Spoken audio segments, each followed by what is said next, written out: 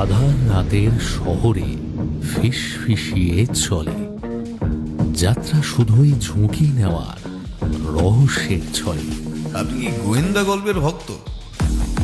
শুরু হোক তদন্ত, এ খেলা সর্বনাশী, সব মিথ্যের বাজিমাত, গোয়েন্দা বাঁকা হাসি। জমে উঠুক রোমাঞ্চ, বিভিন্ন অজুহাতে এসেছে আবার নতুন গল্প। নমস্কার বন্ধুরা, আরও একবার তোমাদের সবাইকে স্বাগত জানাই।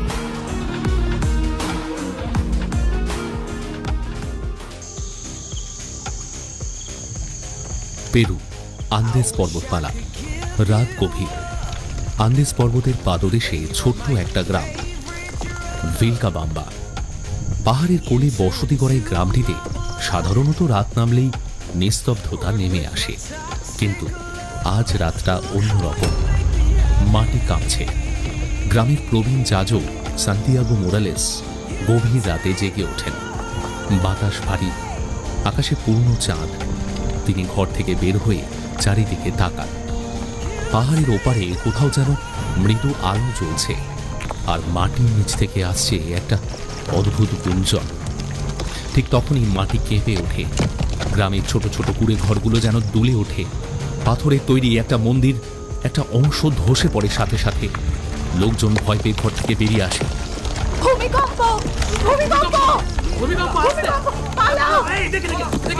একটা নারী কণ্ঠের চিৎকার। যাজক সান্তিয়াগো তড়িঘড়ি করে গ্রামের কেন্দ্রের দিকে দৌড়লেন। সেখানে গ্রামের প্রধান ডিয়েগো রামিরেস ইতিমধ্যে দাঁড়িয়ে। ডিয়েগো আতঙ্কিত কণ্ঠে বলল, এটা আবার শুরু হলো সান্তিয়াগো। গত এক সপ্তাহে 3 বার হলো, 3 টাইমস। সান্তিয়াগো মাথা নাড়িয়ে বললেন, এটা সাধারণ ভূমিকম্প নয় ডিয়েগো। পাহাড়ের উপর অদ্ভুত আলো দেখেছি, কিছু একটা অমঙ্গল হচ্ছে। কি আজে বাজে বলছো তুমি? কেউ নিশ্চয়ই কোনো রকমের পরীক্ষা চালাচ্ছে। না ডিয়েগো, আমি ভয় পাচ্ছি। হয়তো ইনকা দেবতার অভিশাপ আবার জেগে উঠেছে। ডিয়েগো কিছু বলার আগেই আরেকটা তীব্র কম্পন শুরু হলো। দূরের এক পাহাড়ের চূড়া থেকে বড় বড় পাথর গড়িয়ে পড়তে শুরু করেছে। গ্রামের মানুষজন চিৎকার করে পালাতে শুরু করেছে। এবার অনিষ্ট কিছু একটা ঘটবেই।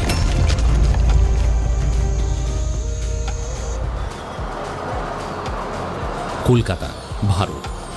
সকালবেলা কলকাতার গলি ধরে ধোঁয়া ওঠা চায়ের দোকানের পাশ দিয়ে হাঁটছিল প্রলয়। সাংবাদিকতার পেশায় অভ্যস্ত এই যুবক আজ একটু বেশি অস্থির বোধ করছিল। হাতে ছিল নোটবুক, যেখানে নতুন কোনো রোমাঞ্চকর রহস্যের খোঁজ লেখার মতো কিছু ছিল না। ঠিক তখনই ফোনটা বেজে উঠল।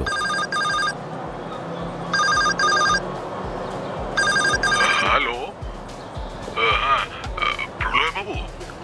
অপরিচিত এক কণ্ঠস্বর, ভারী একটু কাঁপা কাঁপা গলা। বলুন, কে বলছেন? আমি অধ্যাপক অনিরুদ্ধ সেন বলছি। আপনার সঙ্গে একটা জরুরি বিষয়ে দেখা করা দরকার। বেশ কিছুটা সময় লাগবে, কিন্তু আপনি কি প্রাগ স্ট্রিটের গ্র্যান্ড ক্যাফেতে একবার আসতে পারবেন? প্রলয়ের কপালে ভাঁজ পড়ল। অধ্যাপক অনিরুদ্ধ সেন, বিখ্যাত পুরাতত্ত্ববিদ, বহু পুরনো ইতিহাসের খোঁজ করছেন। কিন্তু হঠাৎ করে তার সঙ্গে দেখা করার কি প্রয়োজন? ফোনটা রিসিভ করল প্রলয়। ঠিক আছে, আধ ঘন্টার মধ্যে পৌঁছচ্ছি।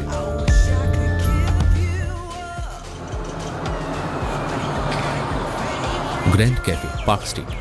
ক্যাফের কোণের একটা টেবিলে বসেছিলেন অধ্যাপক, চোখে মোটা ফ্রেমের চশমা। টেবিলে রাখা ছিল একটা পুরনো খাম। প্রলয় পৌঁছতেই তিনি উদ্বিগ্ন মুখে বললেন, আপনি একাই এসেছেন তো? প্রলয় চেয়ারে বসে বলল, হ্যাঁ, কিন্তু বিষয়টা কি? অধ্যাপক চারপাশে তাকিয়ে নিশ্চিত হলেন কেউ শুনছে না। তারপর খামটা তার দিকে এগিয়ে দিয়ে বললেন, এই চিঠিটা দেখুন।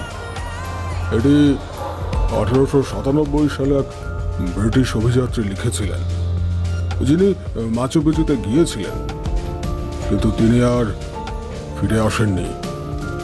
প্রলয় খামের ভেতর থেকে পাণ্ডুলিপির মতো হলদেটে কাগজ বের করল। চিঠির প্রথম লাইনটা ছিল, যদি কেউ এখনো এটি খুঁজে পায় তবে জানবেন মাচু পিছু শুধুই এক নগরী নয়, এটি একটি অভিশপ্ত রহস্যের ধারক। প্রলয়ের চোখ কপালে উঠে গেল। এটা কোথা থেকে পেলেন? এরূর এক বৃদ্ধ পুরাতত্ত্ববিদ এটি আমাকে পাঠিয়েছেন। তিনি বলেছেন সম্প্রতি সেখানে কিছু অদ্ভুত ঘটনা ঘটছে। আমি চাই তুমি আর রুদ্র এই রহস্যের পেছনে যাও। কলকাতার গ্র্যান্ড ক্যাফের ভেতর তখন থমথমে পরিবেশ। অধ্যাপক অনিরুদ্ধ সেনের মুখটা উদ্বেগে শক্ত হয়ে আছে, আর প্রলয় টেবিলে রাখা সেই শতাব্দী প্রাচীন চিঠিটা শক্ত করে ধরে আছে। ঠিক তখনই বাইরে এসে থামলো একটা কালো মোটর বাইক। একজন দীর্ঘদেহী ব্যক্তি কালো কোট পরে ধীর পায়ে ক্যাফের দিকে এগিয়ে আসছে। প্রলয়ের ভেতরে রোমাঞ্চের একটা স্রোত বয়ে গেল। এই রহস্য আরো গভীরে কিছু লুকিয়ে রেখেছে। কে ওরা? ফিসফিস করে জিজ্ঞাসা করল প্রলয়। অধ্যাপক তার কোটের ভেতর থেকে একটা ছোট্ট চামড়ার নোটবুক বার করে বললেন, এই গুপ্ত সংঘের নাম লা সুপ্রা। স্প্যানিশ ভাষায় যার অর্থ হলো ছায়া, মানে শ্যাডো। এরা ইনকা সভ্যতার রহস্যময় অভিশাপ নিয়ে কাজ করছে। কেউ জানে না এদের আসল উদ্দেশ্য কি। প্রলয়ের চোখ কপালে উঠে গেল। আপনি বলছেন একটা গুপ্ত সংঘ ইনকাদের অভিশাপ নিয়ে গবেষণা করছে, কিন্তু কেন? ইনকাদের বিশ্বাস ছিল মাচু পিছুর এক গোপন শক্তি আছে। এই শক্তিকে কেউ যদি জাগিয়ে তোলে তাহলে গোটা পৃথিবীর ভারসাম্য নষ্ট হয়ে যাবে। লা সোমরা সেই শক্তির নিয়ন্ত্রণ চায়। ঠিক তখনই ক্যাফের দরজা খোলার আওয়াজ হল। কালো কোট পরা লোকটি ভেতরে ঢুকে চারপাশটা দেখল একবার, তারপর ধীর পায়ে এগিয়ে এলো।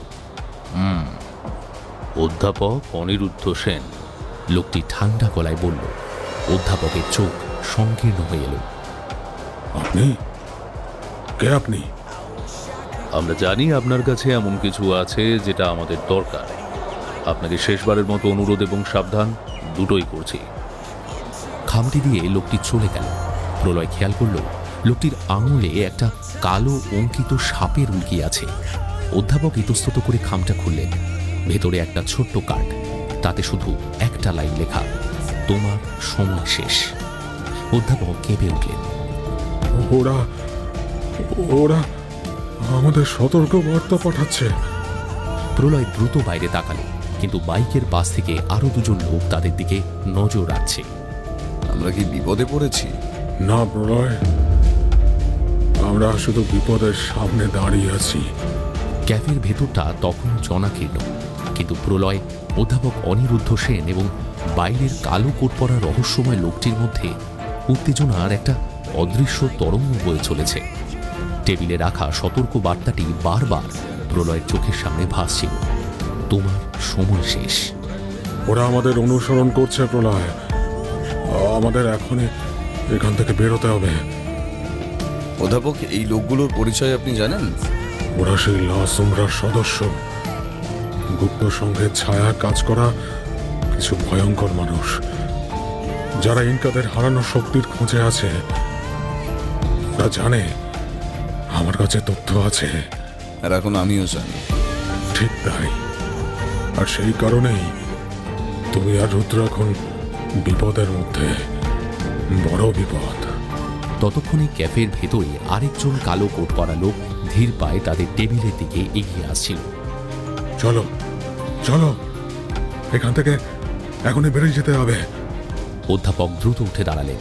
প্রলয় চিঠিটা পকেটে ঢুকিয়ে অধ্যাপকের সঙ্গে বেরিয়ে যেতে যাচ্ছিল। ঠিক তখনই লোকটা সামনে এসে দাঁড়াল। তোমরা কোথাও যেতে পারবে না, ঠান্ডা কণ্ঠে বলল সে। প্রলয় মুহূর্তে লোকটার চোখের দিকে তাকালো। ভয়ের ছায়া নেই, বরং একরকম আত্মবিশ্বাস আর হুমকি মিশে আছে। আমরা শুধু একটা ক্যাফেতে বসে কথা বলছিলাম, আপনার সমস্যা কি? লোকটা হাসল ধীরে, কিন্তু চোখে কোনো উষ্ণতা নেই।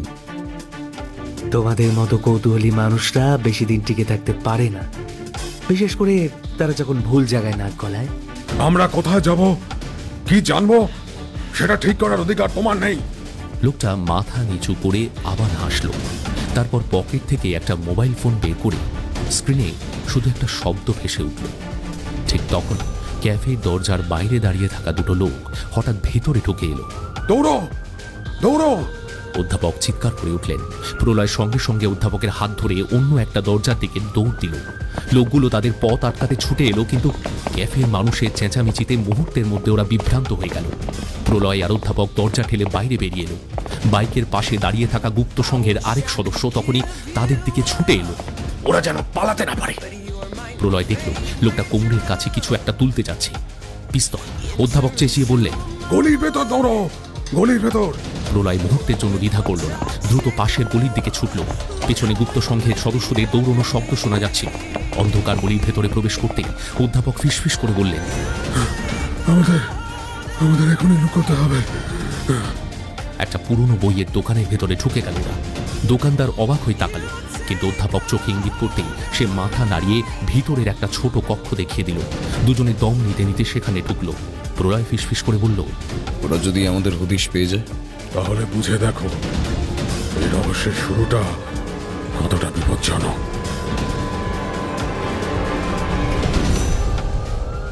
অন্ধকার গলির ভেতরে সেই পুরনো বইয়ের দোকানে বসে হাঁপাচ্ছিলেন অধ্যাপক অনিরুদ্ধ সেন এবং প্রলয়। মাত্র কয়েক মুহূর্ত আগেই তারা গুপ্ত সংঘের লা সুমাব্রার সদস্যদের হাত থেকে অল্পের জন্য রক্ষা পেয়েছে। ছাপার অক্ষরে গন্ধ ভেসে আসছিল।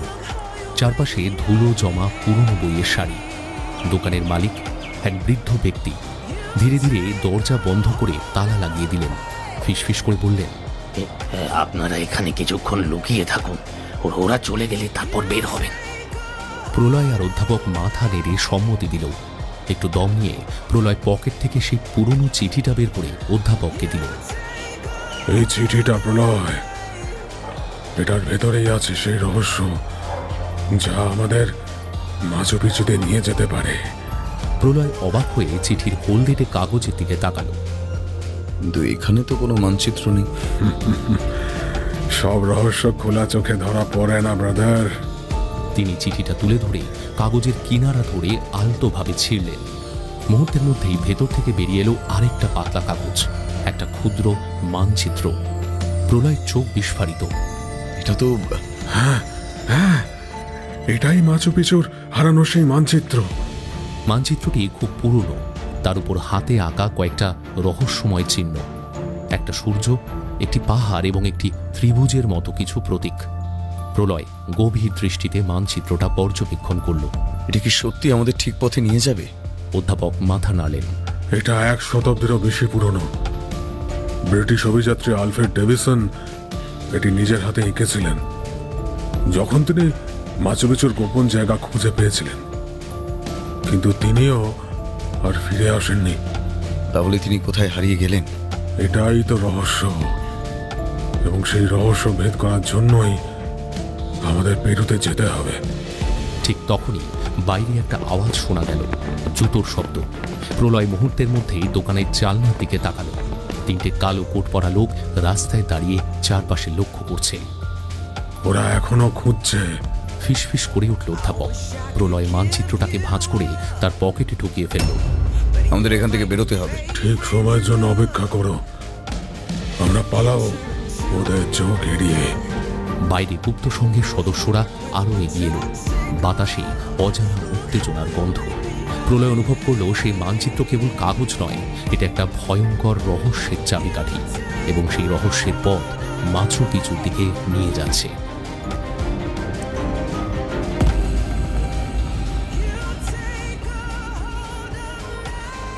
কলকাতা বিমানবন্দর, রাত 12:30। চারপাশের আলো ঝিমিয়ে এসেছে, তবু ব্যস্ততার অভাব নেই। বিশাল টার্মিনালের ভেতর দিয়ে দ্রুত হেঁটে চলেছে প্রলয় আর রুদ্র। রুদ্র কিছুটা বিরক্ত মুখেই বলল, তুই নিশ্চিত তো এত তাড়াহুড়ো করে পেরু যাওয়াটা কি ঠিক হচ্ছে? আমাদের হাতের সময় খুব কম, রুদ্র। অধ্যাপক বলেছেন লা সুমাব্রা আমাদের গতিবিধি লক্ষ্য করছে। আমরা যত তাড়াতাড়ি পেরু পৌঁছবো ততই ভালো। দেখ, কিন্তু আমরা তো কিছুই জানি না, ও পেরু গিয়ে যাব কোথায়? প্রলয় ব্যাগ থেকে পুরনো মানচিত্রটা বের করল। এই মানচিত্রটা আমাদের পথ দেখাবে। রুদ্র মানচিত্রের দিকে তাকিয়ে দীর্ঘশ্বাস ফেলল একটা। জানিস তো, এটা ঠিক যেন ওই হারিয়ে যাওয়া গুপ্তধন খোঁজার মতো। আর বেশিরভাগ সময় কিন্তু এরকম অভিযানে গেলে ফেরা যায় না। তাহলে তুই কি ফিরে যেতে চাস? না, তোকে একা ছাড়তে পারবো নাকি? চ অ্যাডভেঞ্চারের জন্য রেডি হই। Let's go brother. তারা চেক ইন করার জন্য লাইনে দাঁড়ানোর সময় প্রলয় খেয়াল করল কয়েক সারি পেছনে একটা অপরিচিত মুখ। একজন কালো কোট পরা লোক, চোয়াল চওড়া, চোখে গাঢ় দৃষ্টি। রুদ্র, পেছনে তাকাস না, আমাদের অনুসরণ করা হচ্ছে। রুদ্র বুঝতে পেরে মাথা নিচু করে ফিস ফিস করল, লা সোমব্রা। হ্যাঁ, সম্ভবত আমাদের সাবধানে থাকতে হবে। ঠিক তখনই ঘোষণায় বলা হলো দিল্লি থেকে লিমা হয়ে কুস্কো যাবার ফ্লাইটের বোর্ডিং শুরু হচ্ছে। প্রলয় আর রুদ্র দ্রুত এগিয়ে গিয়ে বোর্ডিং পাস দিল, কিন্তু যখন বিমানে ওঠার জন্য লাইন ধরল তখনই পেছন থেকে চাপা গলায় কেউ ডাকল, মিস্টার প্রলয়।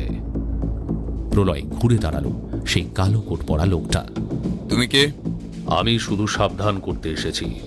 এই ফ্লাইটে উঠলে তোমাদের যাত্রা শেষ যাত্রা হবে পেরুতে, তবে জীবিত নয়। ভাই, আমরা কিন্তু সহজে ভয় পাই না। তুমি যা বলার সংক্ষেপে বলো। লা সোমরা তোমাদের ওয়াচ করছে। পেরুতে পা রাখার আগেই তোমাদের থামিয়ে দেওয়া হবে। তাহলে আমাদের আটকাচ্ছ না কেন? কারণ আমরা চাই তোমরা নিজেরাই পেরুতে গিয়ে ফাঁদে পড়ো। এই বলে সে ধীর পায়ে চলে গেল। রুদ্র কানের কাছে ফিসফিস করে বলল, এই, আমরা কি সত্যি এই ফ্লাইটে উঠছি? প্রলয় এক মুহূর্ত চিন্তা করল, তারপর দৃঢ়ভাবে বলল, অবশ্যই, এবার তো আরো বেশি করে যেতেই হবে। তারা দ্রুত বিমানে উঠে পড়ল, আর শুরু হলো মাচু পিচুর অভিশাপের পথে এক ভয়ঙ্কর যাত্রা। লিমা, পেরু, রাত 11:45। দীর্ঘ ফ্লাইট শেষে প্রলয় আর রুদ্র যখন লিমা বিমানবন্দরে নামল তখন চারপাশে ব্যস্ততা কিছুটা কমে এসেছে। বিশাল টার্মিনালের আলো ঝলমল করছে, কিন্তু তাদের মনে অজানা এক অস্বস্তি কাজ করছিল। এবার কোথায় যাব? কথাটা জিজ্ঞেস করল রুদ্র, ব্যাগটা কাঁধে তুলে নিতে নিতে। প্রলয় পকেট থেকে ছোট্ট একটা কাগজ বের করল, যেখানে অধ্যাপক অনিরুদ্ধ সেন পেরুর এক বন্ধুর ঠিকানা লিখে দিয়েছিলেন। অধ্যাপক বলেছিলেন আমাদের এক স্থানীয় পুরাতত্ত্ববিদের সঙ্গে দেখা করতে হবে, মিগুয়েল ফার্নান্দেজ। উনি নাকি আমাদের সাহায্য করতে পারেন। বেশ, তাহলে একটা ট্যাক্সি ডাকি নাকি? তারা বিমানবন্দরের বাইরে বের হতেই ঠান্ডা হাওয়া তাদের মুখে লাগলো। তবে এর মধ্যেই প্রলয় চোখে পড়ল একটু দূরে কালো পোশাক পরা দুজন লোক সন্দেহজনকভাবে দাঁড়িয়ে আছে। দেখ রুদ্র, দেখে মনে হচ্ছে আমরা নজরদারিতে আছি। ফিসফিস করে কথাটা বলল প্রলয়। এই প্রলয়, তোর মনে হচ্ছে নাকি সত্যিই আমাদেরকে ফলো করছে? ঠিক তখনই কালো পোশাকের একজন দ্রুত মোবাইলে কিছু টাইপ করল এবং তাদের দিকে তাকিয়ে কিছু বলল। প্রলয় দ্রুত রুদ্রর হাত চেপে ধরে বলল, ওরা আমাদের ফলো করছে নিশ্চিত। চল, ভিড়ের মধ্যে মিশে যাই। দুজন তাড়াতাড়ি হাঁটা শুরু করল। ভিড়ের মধ্যে মিশে যাওয়ার চেষ্টা করল। ঠিক তখনই একজন মাঝবয়সী লোক সামনে এসে বলল, আপনারাই কি ইন্ডিয়ান? প্রলয় আর রুদ্র দুজনেই সতর্ক হয়ে গেল। আপনি কে? আমার নাম কার্লোস। মিগুয়েল ফার্নান্দেজ আমাকে পাঠিয়েছে তোমাদের নিতে, কিন্তু এই মুহূর্তে আমরা বিপদে আছি। গাড়িতে উঠে পড়ো, কুইক! প্রলয় আর রুদ্র একে অপরের দিকে তাকালো। পেছনে সেই কালো পোশাকের লোকগুলো ধীরে ধীরে এগিয়ে আসছে। চলো জলদি। তারা প্রায় ছুটে গিয়ে গাড়িতে উঠল এবং মুহূর্তের মধ্যে গাড়ি লিমার আঁকা বাঁকা রাস্তা ধরে ছুটে চলল। পিছনে গুপ্তচরদের গাড়ি তাদের ধাওয়া করছে। আমাজনের গভীর জঙ্গল, পেরু, রাত 1:30। প্রলয় আর রুদ্রের জিপটা কাদামাটির সরু পথ ধরে ছুটে চলছিল। গাইড কার্লোস গাড়ি চালাচ্ছিলেন, তার পেছনে ধাওয়া করছিল লা সোমরার গুপ্তচরেরা। এই, ওরা তো এখনো পিছু নিয়েছে। জানলার বাইরে তাকিয়ে উদ্বিগ্ন গলায় বলল রুদ্র। প্রলয় দাঁতে দাঁত চেপে বলল, তো সহজে পিছু ছাড়বে না। কার্লোস, কোনো উপায় আছে? কার্লোস দ্রুত রাস্তা পর্যবেক্ষণ করে বললেন, উপায় একটা আছে। দেখো, আমাদের সামনে যে নদীটা আছে ওখানে ওরা আমাদের গাড়ি নিয়ে ধাওয়া করতে পারবে না। জিপটা আরেকটু এগিয়ে নদীর কিনারায় এসে থামল। কার্লোস বললেন, এবার আমাদের নৌকা নিতে হবে, কিন্তু আমাদের হাতে একদম সময় নেই, খুব তাড়াতাড়ি করতে হবে। তারা গাড়ি ছেড়ে ছোট একটা কাঠের নৌকায় উঠল। পেছন থেকে গুপ্তচরের গাড়ির আলো ঝলমল করছে। গুপ্তচরেরা চেঁচিয়ে উঠল, ধরো ওদের! কার্লোস দ্রুত বৈঠা চালিয়ে বললেন, আমরা যদি একবার নদী পার হয়ে জঙ্গলে ঢুকতে পারি, ওরা কিন্তু আমাদের আর খুঁজে পাবে না। নৌকাটা মাঝ নদীতে আসার পর গুপ্তচরেরা বন্দুক বের করল। ওরা মনে হচ্ছে গুলি চালাবে। সতর্ক হলো রুদ্র। প্রলয় তাড়াতাড়ি মাথা নিচু করল। ঠিক তখনই কিছু একটা জলে পড়ার শব্দ হলো। রুদ্র সতর্ক হয়ে বলল, এটা কি? হঠাৎ নদীর জল ভয়ঙ্করভাবে নড়তে শুরু করল। কার্লোস আতঙ্কিত গলায় বললেন, আমরা একটা সমস্যায় পড়েছি। হঠাৎই জল থেকে বিশাল এক অ্যানাকোন্ডা লাফিয়ে উঠল। ও গড, সাবধান! অ্যানাকোন্ডাটা একটা গুপ্তচরের উপর ঝাঁপিয়ে পড়ল। তাকে ক্রমশ পেঁচিয়ে ধরতে লাগলো। লোকটা বেশিক্ষণ চিৎকার করতে পারল না। সে জলের নিচে হারিয়ে গেল মুহূর্তের মধ্যে। গুপ্তচরেরা হতভম্ব। কার্লোস সুযোগ বুঝে দ্রুত নৌকা চালিয়ে দিল, আর তারা নিরাপদে জঙ্গলের ভেতরে ঢুকে পড়ল। জঙ্গলের ভেতরে একটা নির্জন জায়গায় নৌকা থামালো। চারিদিকে কেবল গাছের ছায়া আর অদ্ভুত প্রাণীদের ডাক। রুদ্র বলল, এটা কি স্বপ্ন না দুঃস্বপ্ন? প্রলয় চারিদিকে তাকিয়ে বলল, এখনো অনেক বিপদ আসবে, আমাদের সাবধানে থাকতে হবে। ঠিক তখনই গাছের পেছন থেকে একটা অন্ধকার ছায়া নড়ে উঠল।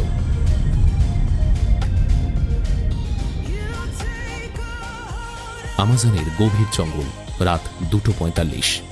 গভীর জঙ্গলের ভেতরে তীব্র সতর্কতা নিয়ে এগিয়ে চলছিল প্রলয়, রুদ্র আর তাদের গাইড কার্লোস।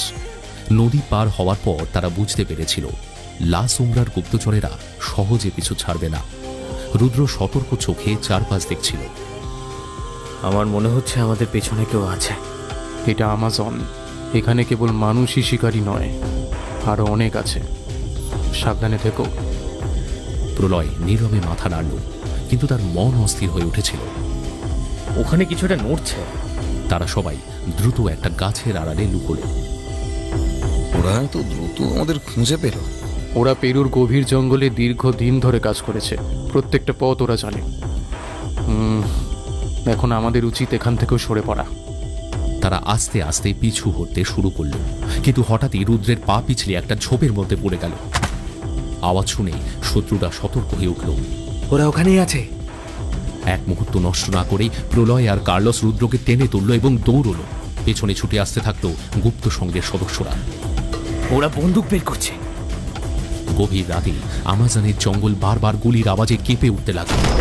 নিচু হও, নিচু হও, নিচু হয়ে দৌড়াও। ঠিক তখনই তিনজনই একসঙ্গে একটা গর্তে পড়ে গেল। মাটির নিচে একটা সরু পথ দিয়ে নিচের দিকে নামতে থাকলো ওরা ক্রমশ। উপর থেকে শত্রুদের চিৎকার শোনা গেল, কিন্তু তিনজনই মুহূর্তের মধ্যে হারিয়ে গেল অন্ধকারে। মাটির নিচে অন্ধকার গুহার ভেতর রাত 3:15। তারা গর্তের নিচে মাটিতে আছড়ে পড়েছিল, কিন্তু সৌভাগ্যবশত তেমন চোট লাগলো না। চারপাশে ঘুটঘুটে অন্ধকার। দূর থেকে ভেসে আসছে জলের আওয়াজ। প্রলয় হাত দিয়ে মাটি ছুঁয়ে বলল, এটা কি জায়গা? কার্লোস চোখ বড় বড় করে বলল, ও গড, আমরা হয়তো কোনো একটা প্রাচীন ইনকা গুহায় এসে পড়েছি। রুদ্র টর্চ জ্বালিয়ে দেখল দেওয়ালে নানা প্রতীক আঁকা। এক জায়গায় বড় করে খোদাই করা একটা চিহ্ন, একজন দেবতার মুখ, চোখে জ্বলন্ত সূর্য। প্রলয় দৌড়ে গিয়ে সেটার সামনে দাঁড়ানো। এটা কি হতে পারে? এটা হলো সূর্যদেব ইন্তির প্রতীক। ইনকাদের বিশ্বাস ছিল যে সূর্যদেব একটি গোপন শক্তির ধারক। রুদ্র হঠাৎ দেওয়ালটা স্পর্শ করতেই একটা অংশ ভেতরে দেবে গেল। হঠাৎই একটা গুপ্ত দরজা খুলে গেল। ভেতরে দেখা গেল একটা প্রাচীন পাথরের ফলক, যার গায়ে রহস্যময় অক্ষরে কিছু লেখা। কার্লোস ধীরে ধীরে শব্দগুলো পড়ল। যে অন্ধকারের সন্ধান করে সে নিজেই নিজের আলো হারায়। মানে? আমার মনে হয় এটা একটা সতর্ক বার্তা। আমরা কোনো একটা অভিশপ্ত জায়গায় খুব কাছাকাছি চলে এসেছি। প্রলয় পাথরের ফলকটা স্পর্শ করতেই চারপাশ কেঁপে উঠল হঠাৎ। আমরা হয়তো এমন কিছু একটা খুলে ফেলেছি যা হয়তো বন্ধ থাকাই উচিত ছিল। ঠিক তখনই গুহার ভেতর থেকে একটা গভীর গর্জন শোনা গেল।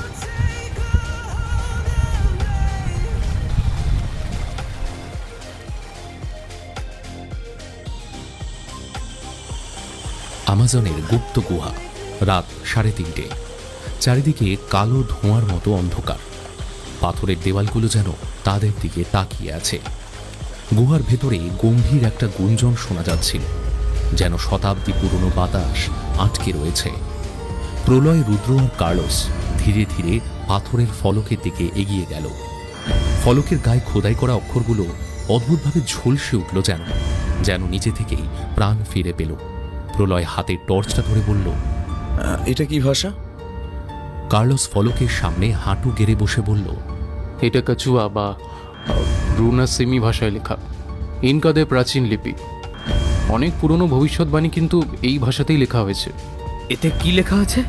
কার্লোস গভীর মনোযোগ দিয়ে লিপির পাঠোদ্ধার করতে লাগলো।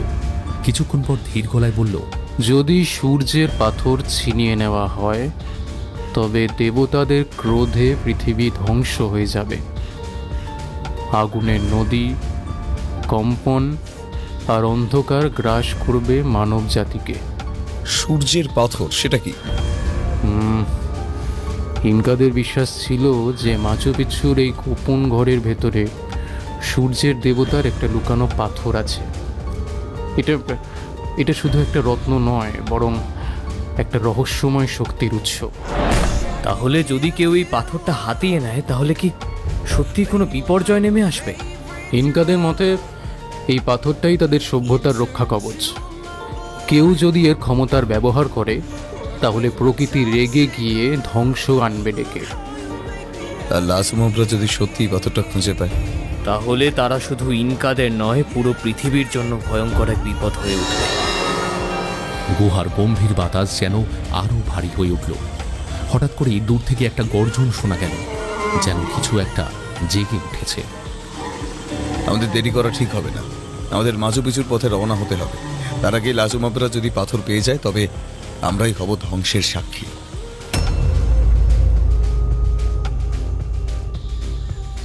আমাজনের গভীর জঙ্গল। সকাল 10:30। সকাল হয়েছে অনেকক্ষণ, কিন্তু সূর্যের আলো এখনো আমাজনের বিশাল গাছপালার মধ্যে দিয়ে এসে পৌঁছয়নি। চারিদিকটা স্যাঁতসেঁতে। গাছের ডালের ফাঁক দিয়ে মাঝে মধ্যে কিছু ছোট বানর লাফিয়ে যাচ্ছে। প্রলয়, রুদ্র আর তাদের গাইড কার্লোস ঘন গাছের ভিতর দিয়ে হাঁটতে হাঁটতে একসময় একটা খোলা জায়গায় এসে দাঁড়ালো। তাদের সামনে বিশাল এক ধ্বংসপ্রাপ্ত শহরের অবশিষ্টাংশ। দেওয়ালের অংশবিশেষ এখনো টিকে আছে। মাটির নিচে চাপা পড়ে আছে ভাঙা মন্দিরের কিছু চূড়া। এটা কি জায়গা? কার্লোস মাটিতে হাঁটু গেড়ে বসে একখণ্ড পাথর হাতে নিল। ধুলোর আস্তরণ সরিয়ে দেখল তাতে কিছু খোদাই করা প্রতীক রয়েছে।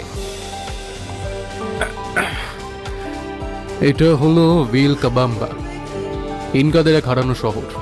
এই শহরটাই একসময় ইনকা যোদ্ধাদের একটা শেষ আশ্রয়স্থল ছিল। কিন্তু তোমরা তো জানোই, স্প্যানিশরা যখন এখানে আক্রমণ করেছিল তারা এই শহর পুরোপুরি ধ্বংস করে দেয়। তাহলে এটা সেই শহর যেখানে শেষ ইনকা সম্রাট আতাহুয়ালপা লুকিয়েছিলেন। ইয়েস, কিংবদন্তি বলে যে ইনকাদের গুপ্তধনের কিছু অংশ এখানেই ছিল, কিন্তু স্প্যানিশদের হাতে ধরা পড়ার আগে তারা সেই ধনসম্পদ কোথাও একটা লুকিয়ে ফেলে। ইনফ্যাক্ট কেউ জানে না সেটা কোথায়। রুদ্র ধীরে ধীরে শহরের মাঝখানে একটা ভাঙা চত্বরের দিকে এগিয়ে গেল। হঠাৎ করে সে থমকে দাঁড়ালো। প্রলয়, এটা দেখ। প্রলয় দ্রুত ওর পাশে গিয়ে দাঁড়ালো। মাটিতে অর্ধেক চাপা পড়ে থাকা একটা বিশাল পাথরের ফলক দেখা যাচ্ছিল, যার উপর ইনকা চিহ্ন খোদাই করা। প্রলয় হাত দিয়ে ধুলো পরিষ্কার করতেই ফলকের গায়ে কিছু লেখা ফুটে উঠল। সূর্যের পথ যারা অনুসরণ করবে তাদের জন্য এই শহর একমাত্র প্রবেশদ্বার। এর মানে কি? কার্লোস ফলকের উপর হাত বোলাতে বোলাতে বলল, আমার ধারণা মাচু পিচ্ছুর আসল প্রবেশদ্বার এখানেই কোথাও একটা লুকিয়ে আছে। তাহলে লাসুমব্রাও এটা জানে, আর ওরা যদি আমাদের আগে পৌঁছে যায় তাহলে আমরা সবাই বিপদের মুখে পড়ব। আমাদের যত দ্রুত সম্ভব এগোতে হবে। ঠিক তখনই পেছন থেকে শুকনো পাতার উপর কারো পায়ের শব্দ শোনা গেল।